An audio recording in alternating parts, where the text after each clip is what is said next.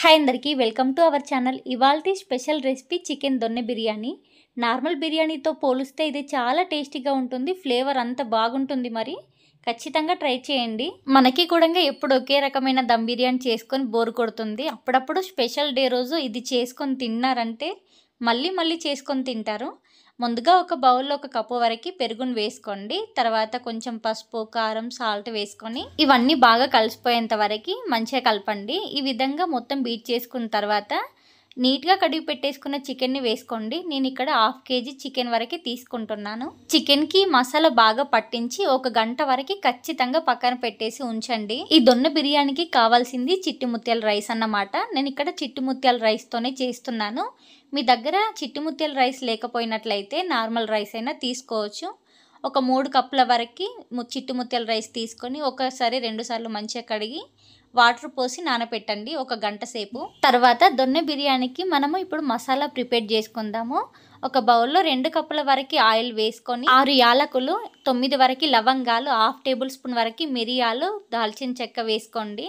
తర్వాత ఆనియన్ వేసుకొని ఫ్రై చేసుకోవాలి. మనం ముందుగా వేసుకున్న మసాలాలు ఎక్కువగా ఫ్రై అవ్వద్దన్నమాట, చేదైపోతుంది. కొంచెం ఫ్రై అయిన తర్వాత ఆనియన్ వేసుకోండి. ఆనియన్ ఈ విధంగా కలర్ వచ్చేంత వరకు ఫ్రై చేసుకొని చల్లారిన తర్వాత మిక్సీ గిన్నెలో వేసుకొని మెత్తగా గ్రైండ్ చేసుకొని పక్కన పెట్టుకోండి. ఇప్పుడు ఆయిల్ ఇంకొంచెం మిగిలి ఉంటుంది కాబట్టి అందులో పచ్చిమిర్చి వేసుకోండి. పచ్చిమిర్చి మనం తినే స్పైసెస్ని బట్టి వేసుకోవాలి. నేను ఒక 10 నుండి 12 వరకు వేసుకున్నాను. తర్వాత 1 కప్పు వరకు పుదీనా ఆకు, అలాగే కొత్తిమీర ఆకు కాడలతోనే వేసుకోండి. వీటిని కూడా మంచిగా ఫ్రై చేసుకొని ఒక గిన్నెలోకి తీసుకోండి. పచ్చిమిర్చి బాగా ఫ్రై చేసుకోండి, లేకపోతే కొంచెం పసర్లాగా అనిపిస్తుంది. తర్వాత ఈ పేస్ట్ని మనము ఆయిల్లో ఫ్రై చేయమన్నమాట. పైనుండి వేస్తాను. ఇది కూడా చల్లారిన తర్వాత మెత్తగా గ్రైండ్ చేసుకొని ఒక గిన్నెలో వేసుకోండి. తర్వాత అదే బౌల్లో ఒక 3-4 టేబుల్ స్పూన్ వరకు ఆయిల్ వేసుకోండి. ఆయిల్ వేడైన తర్వాత 3 యాలకులు, 5 లవంగాలు, దాల్చిన చెక్క, బిర్యానీ ఆకు, బిర్యానీ పువ్వు, స్టార్ పువ్వు వేసుకోండి. అలాగే కొంచెం సాజీరా కూడా వేసుకొని కొంచెంగా ఫ్రై చేసుకోండి. తర్వాత చిన్నగా కట్ చేసుకున్న ఆనియన్ వేసుకొని మంచి కలర్ వచ్చేంత వరకు ఫ్రై చేసుకోండి. ఆనియన్ తొందరగా ఫ్రై అవ్వడానికి ఒక 1/2 టేబుల్ స్పూన్ వరకు సాల్ట్ వేసుకొని మంచిగా ఫ్రై చేసుకోవాలి. ఈ విధంగా మంచి కలర్ వచ్చిన తర్వాత 1 టేబుల్ స్పూన్ వరకు ఫ్రెష్గా దంచి పెట్టుకున్న అల్లం వెల్లుల్లి పేస్ట్ వేసుకొని పచ్చి వాసన పోయేంత వరకు ఫ్రై చేసుకోండి. తర్వాత గంట ముందుగా మనము నానబెట్టుకున్నాం కదా చికెన్ని, ఆ చికెన్ని వేసుకొని ఒక 10 నిమిషాల పాటు స్టవ్ని హై ఫ్లేమ్లో పెట్టి కలుపుతూ ఫ్రై చేసుకోండి. చికెన్లో ఉండే వాటర్ అంతా కొంచెం పోతుంది కాబట్టి తర్వాత పైన మూత పెట్టేసి ఒక 10 నిమిషాల పాటు మీడియం ఫ్లేమ్లో ఉంచండి. మధ్యలో కలుపుతూ ఉండాలి, లేకపోతే చికెన్ అడుగంటిపోతుంది. ఒక 10 నిమిషాల తర్వాత ఆయిల్ అనేది పైనకు తేలుతుంది. చికెన్ కూడా కొంచెం కుక్ అయిపోతుంది. కాబట్టి మనం ముందుగా గ్రైండ్ చేసుకున్నాం కదా మసాలా, ఆనియన్ వేసుకొని ఆ పేస్ట్ని వేసుకొని చికెన్లో మొత్తం కలిసిపోయేంత వరకు ఫ్రై చేసుకోండి.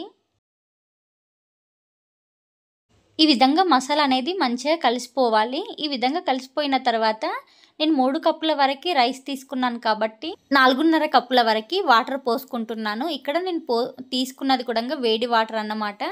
1 కప్పుకి 1.5 కప్పు వరకు వాటర్ తీసుకోండి. వాటర్ పోసిన తర్వాత ముందుగా గ్రైండ్ చేసి పెట్టుకున్న పచ్చిమిర్చి, పుదీనా, కొత్తిమీర ఆకుని ఆ పేస్ట్ వేసుకొని బాగా కలపండి.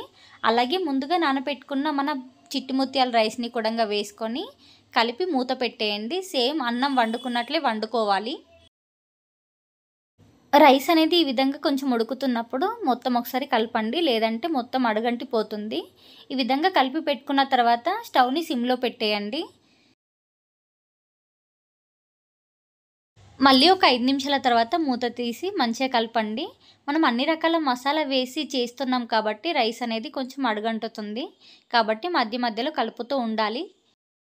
ఇప్పుడు రైస్లో కూడా ఎక్కువగా వాటర్ లేవు కాబట్టి మూత పెట్టేసి ఒక 5 నిమిషాల పాటు అలానే ఉంచేసి ఒక 5 నిమిషాల తర్వాత ఒక 2 టేబుల్ స్పూన్ వరకు నెయ్యిని వేసుకోవాలి. స్టవ్ బంద్ చేసి ఒక 15 నిమిషాల పాటు అలానే ఉంచండి. నెయ్యి వేసిన తర్వాత 15 నిమిషాల తర్వాత రైస్ పొడిగా ఉంటుంది. అంతే, మన చికెన్ దొన్నె బిర్యానీ అయితే రెడీ అయిపోయింది. మంచి ఫ్లేవర్స్తో రుచి అదిరిపోతుంది. మీరు ఖచ్చితంగా ఒకసారి ట్రై చేయండి. వీడియో నచ్చితే ఒక లైక్ చేసి మన ఛానల్ని సబ్స్క్రైబ్ చేసుకోండి.